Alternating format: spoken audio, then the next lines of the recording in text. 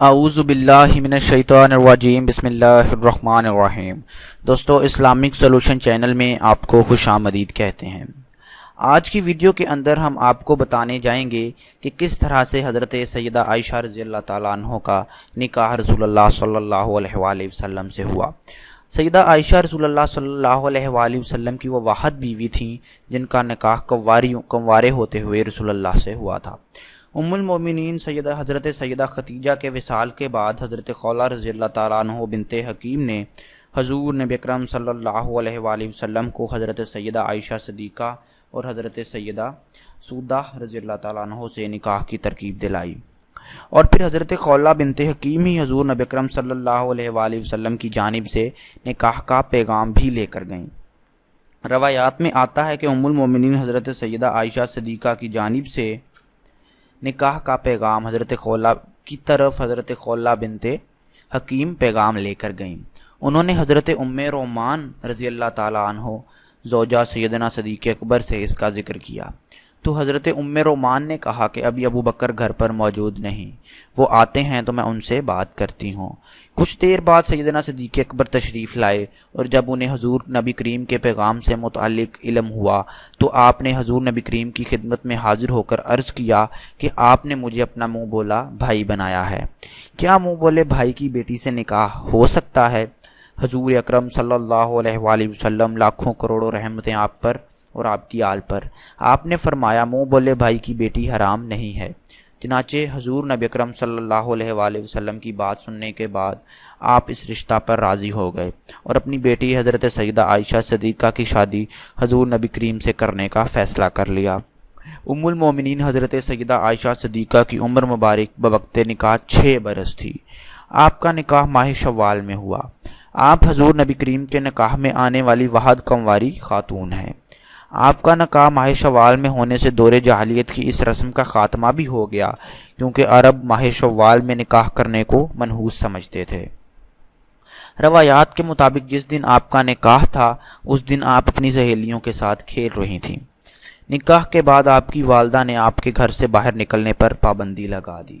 حضور نبی کریم صلی اللہ علیہ وآلہ وسلم سے آپ کا نکاح سیدنا صدیق اکبر رضی اللہ تعالیٰ عنہ نے پڑھایا۔ آپ رضی اللہ تعالیٰ عنہ فرماتی ہیں، میرا نکاح ہو گیا اور مجھے اس وقت اس کی خبر بھی نہ تھی۔ میری والدہ نے مجھے سمجھایا کہ اب میرا نکاح ہو گیا ہے، اس لیے میں گھر سے باہر نکلنا چھوڑ دوں۔ بخاری کی روایت ہے، ام المومنین حضرت سیدہ عائشہ صدیقہ کے ساتھ نکاح سے قبل حضور نبی کریم نے خواب میں دیکھا کہ ایک فرشتہ انہیں ریشم کے کپڑے میں لپیٹ کر کوئی شے پیش کر رہا ہے۔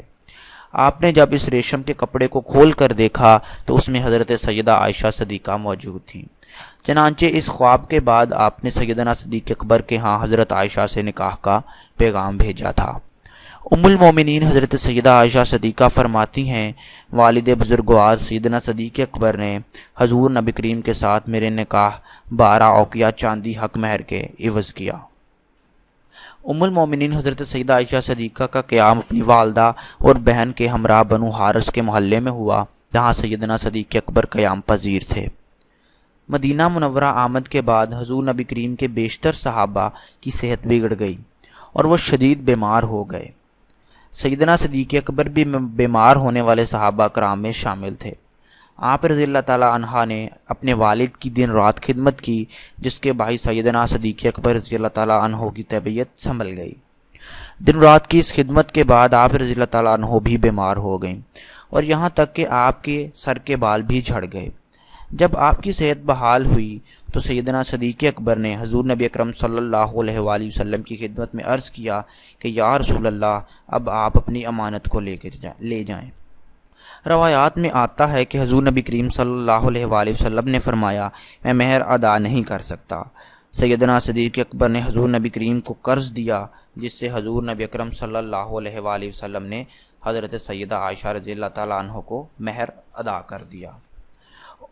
آپ کا مہر ادا ہوا اور یوں آپ رخصت ہو کر حضور نبی اکرم صلی اللہ علیہ وآلہ وسلم لاکھوں کروڑوں آپ پر اور آپ کی آل پر ان کے گھر تشریف لے آئیں۔ تو دوستو، یہ واقعہ ہے حضور نبی اکرم صلی اللہ علیہ وآلہ وسلم اور حضرت سیدنا عائشہ رضی اللہ تعالیٰ عنہا کے نکاح کا۔ اس واقعے کے اندر بہت ساری چیزیں ایک مسلمان کے لیے سیکھنے کو ہیں۔ ہمیں اس واقعے سے جو سب سے بڑا سبق ملتا ہے وہ یہ سبق ہے کہ شادی کے لیے ہمیں حسب نسب، ہمیں سٹیٹس اور ان تمام چیزوں کو بھول کر شادی کرنی چاہیے۔ اور دوسری اور اہم چیز کہ ایک عرب کے اندر جو روایت تھی کہ شوال کے مہینے کے اندر وہ نکاح نہیں کرتے تھے، لیکن رسول اللہ نے نکاح ہی شوال کے مہینے میں کیا تاکہ اس روایت کو ختم کیا جا سکے۔ آج بھی ہمارے بہت سے گروہ ایسے ہیں جو مختلف مہینوں میں نکاح کرنے کو معیوب سمجھتے ہیں، اس کو برا سمجھتے ہیں۔ تو اس حوالے سے ہمیں رسول اللہ کی سیرت کے اس واقعے سے رہنمائی حاصل کرنی چاہیے۔ اس واقعے سے ہمیں پورا ہمیں نصیحت ملتی ہے کہ ہم سال کے کسی بھی مہینے میں کسی بھی دن کو ہم نکاح کر سکتے ہیں، شادیاں کر سکتے ہیں۔ اس کے اندر ایسا کوئی مذائقہ یا ایسی کوئی بات نہیں ہے کہ ہم اپنی شادیاں کسی خاص مہینے میں نہ کریں۔ اور اس کے علاوہ دوستو، اس تمام واقعے سے آپ بہت سارے دیگر نصیحتیں بھی حاصل کر سکتے ہیں۔ اس واقعے کو اپنے دوست احباب رشتہ داروں کے ساتھ شیئر کیجئے تاکہ وہ بھی اس سے فائدہ اٹھا سکیں۔ رسول اللہ کی سیرت کو پڑھنا، رسول اللہ کی زندگی کے حالات کو پڑھنا بھی ہمارے لیے باعث ثواب اور اجر عظیم ہے۔ اللہ پاک ہم سب کو اس اجر عظیم کو حاصل کرنے کی توفیق عطا فرمائے اور اس پیغام کو آگے پھیلانے کی بھی توفیق عطا فرمائے۔